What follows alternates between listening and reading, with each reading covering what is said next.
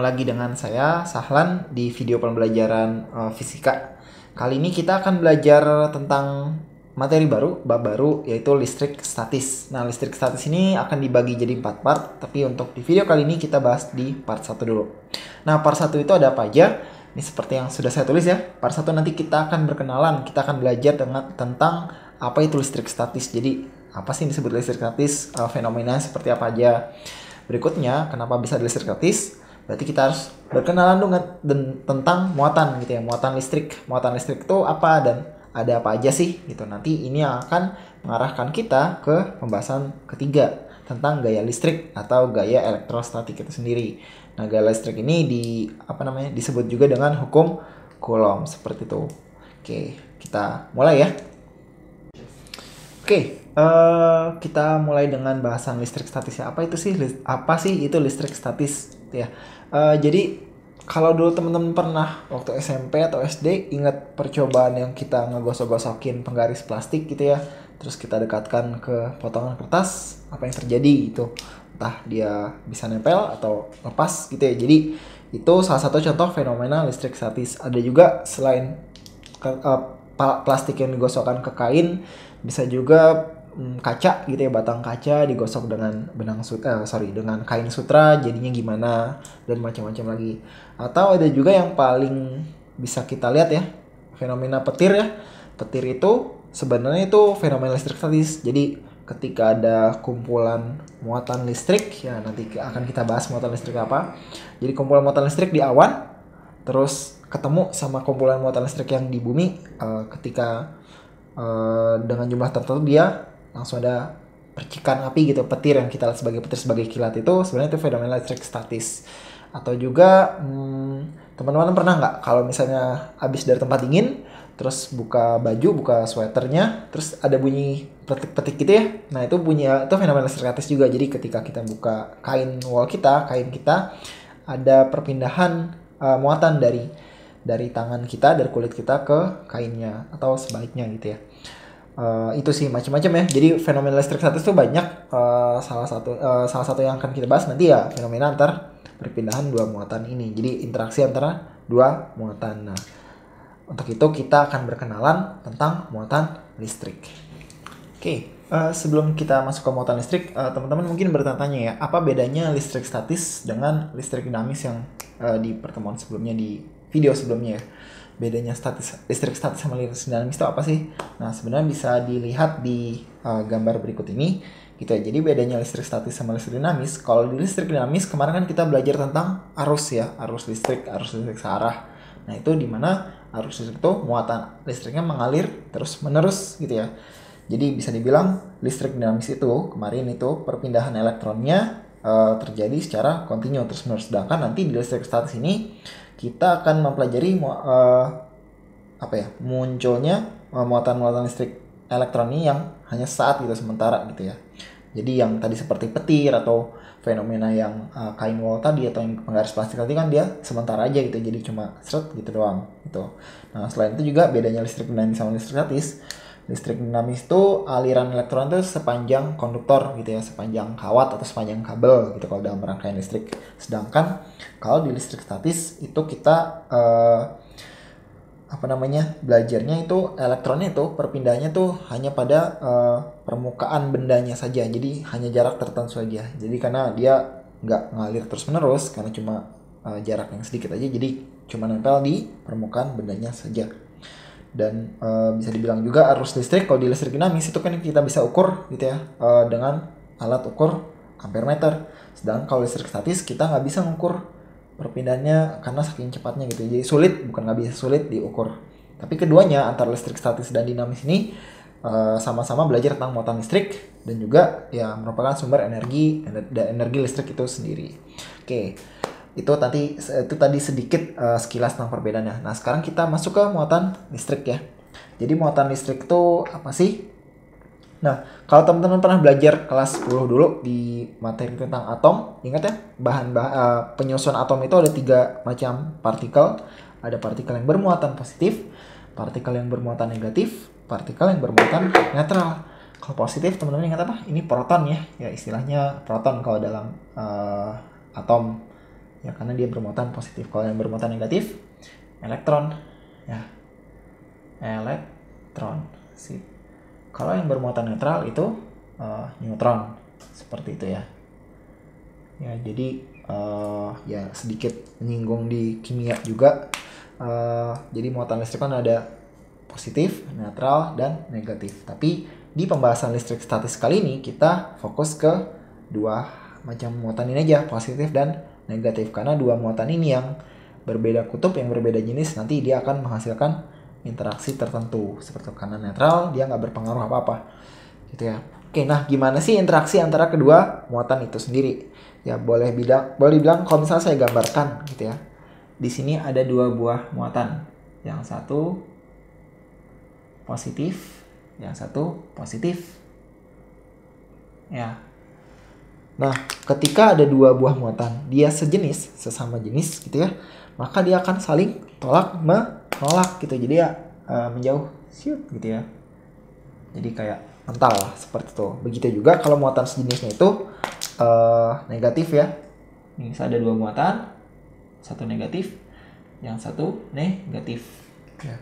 Dia akan saling menjauh, ya menjauh juga gitu ya. Saling mental juga. Shoot gitu, karena dia nggak mau deket-deketan gitu. Nah tapi kalau nanti muatannya berbeda jenis ya, satu positif satu negatif, bisa dilihat arah tanda panahnya gitu ya.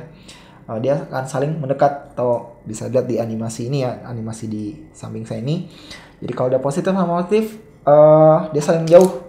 Negatif sama negatif dia saling menjauh juga. Tapi kalau beda positif negatif atau negatif positif, dia saling mendekat. Jadi intinya muatan kalau sejenis dia akan saling jauh, saling tolak menolak gitu ya, bisa tolak menolak.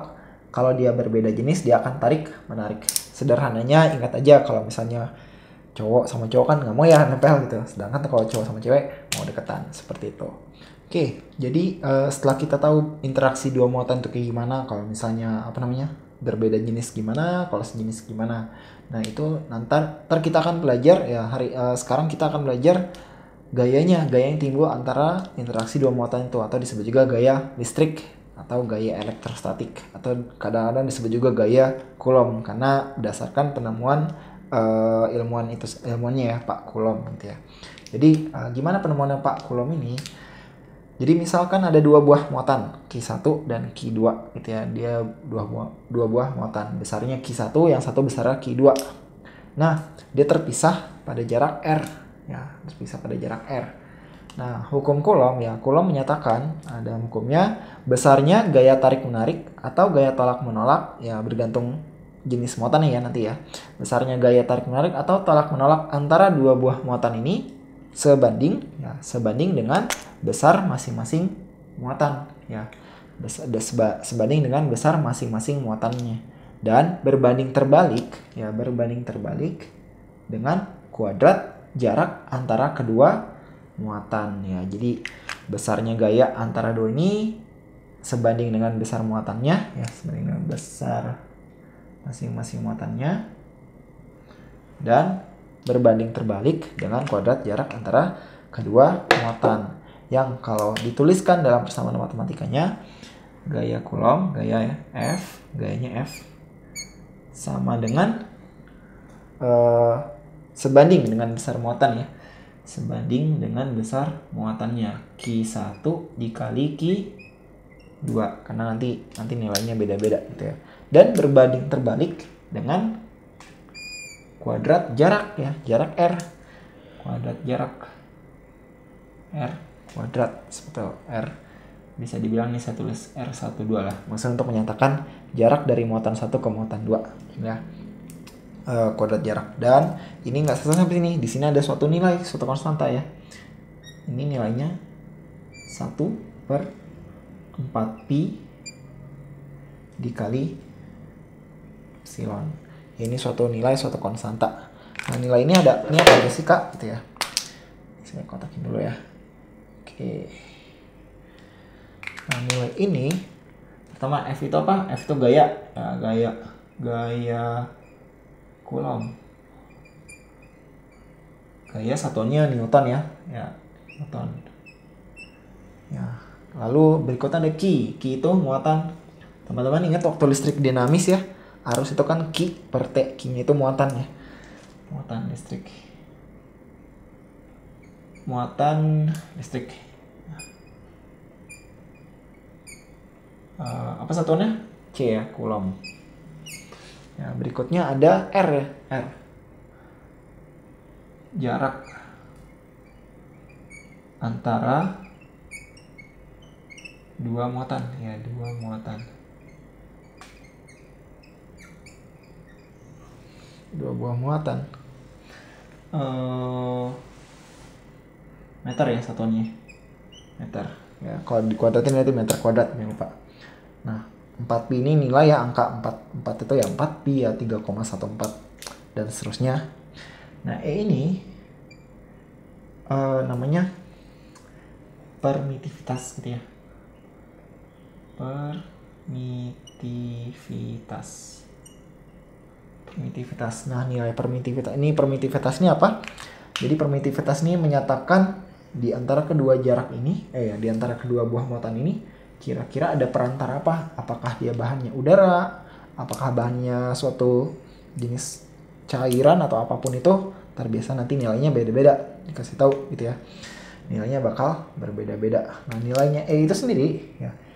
E kalau diuraikan kembali ya, nilainya E0 kali ER ya. Oke. Ya, jadi E itu nilainya ya, permitivitas itu nilainya E0 dikali ER. Nah, E0 itu apa? E0 itu permitivitas vakum. Jadi suatu konstanta ya. Nilainya 8,85 kali 10 pangkat min 12 Newton meter persegi per Coulomb persegi. Coulomb kuadrat, maaf, Coulomb kuadrat. ER itu permitivitas relatif. Maksudnya apa? Nanti ini nilainya akan diketahui tergantung jenis bahan di dalamnya itu seperti apa. Jadi bahan relatifnya seperti apa. Nilainya beda-beda. Nah, misalnya di dalam cairan berapa atau di dalam suatu bahan di elektrik berapa dan sebagainya. Nah, seandainya ER-nya ini nggak dikasih tahu gitu ya, nggak diberikan di soal atau apapun itu, berarti ER-nya dianggap di 1 gitu, ER-nya 1 atau di udara. Nah, kalau gitu berarti saya tuliskan kembali rumus ini, kan jadi gini ya, F sama dengan 1/4 pi E0 kali ER Q1 Q2 per R1 ya, R kuadrat gitu ya. Kalau bisa di udara berarti ER-nya 1. Berarti jadi gini aja ya, 1/4 pi E0 aja gitu ya. Q1 dikali Q2 per R12 kuadrat ya, F-nya. Nah, nilai ini 1/4 pi kali E0 kali 1. Nah, kalau kita masukin angka-angka ini 8,85 dikali 4 dikali pi yang 3,14 itu, nanti kalian akan mendapatkan nilai 9 kali 10 pangkat 9 dikali Q1 kali Q2 per R12 kuadrat. Nah, F ya, F. Nah, nilai 9 kali 10 pangkat 9 ini disebut juga konstanta Coulomb. Ya, K, suatu konstanta Coulomb ya namanya ya. Konstanta Coulomb.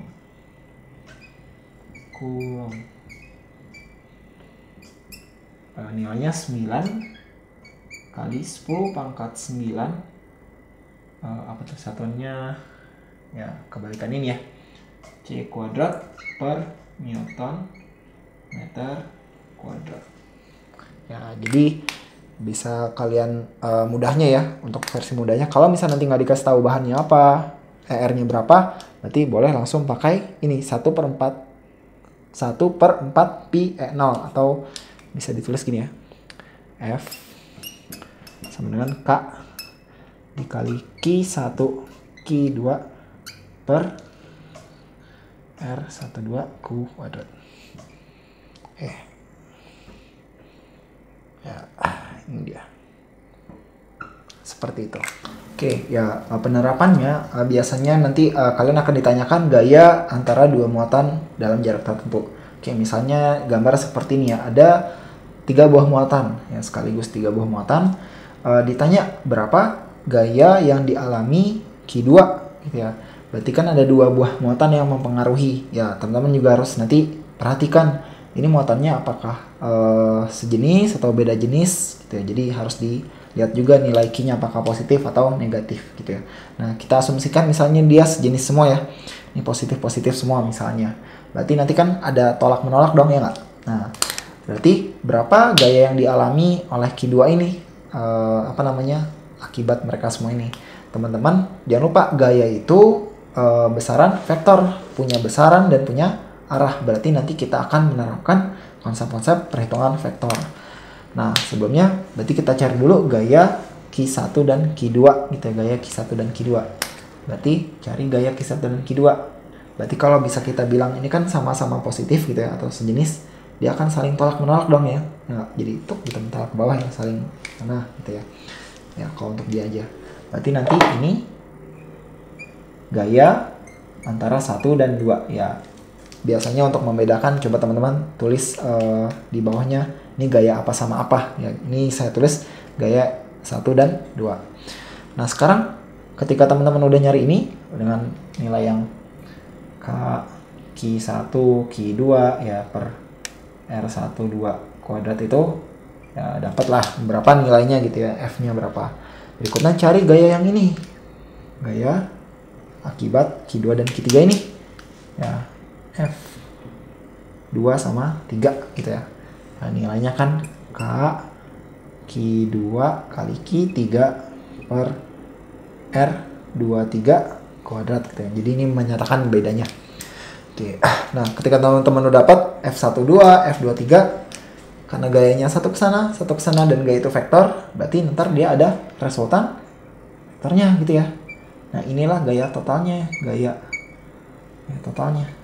total yang dialami oleh Q2 gitu ya, yang dialami oleh Q2. Jadi satu ke sana pakai konsep vektor ya. Gaya total. Gimana caranya? Akar F12 kuadrat ya enggak? Kan gaya X itu ditambah F23 kuadrat. Tuh, ntar teman-teman dapat gaya total yang dialami oleh Q2 akibat 2 buah muatan ini. Jadi kalau teman-teman udah tahu konsepnya, mau muatan yang sebanyak apapun bisa gitu. Jadi dihitung satu-satu, diukur arahnya gayanya kemana aja. Seperti itu.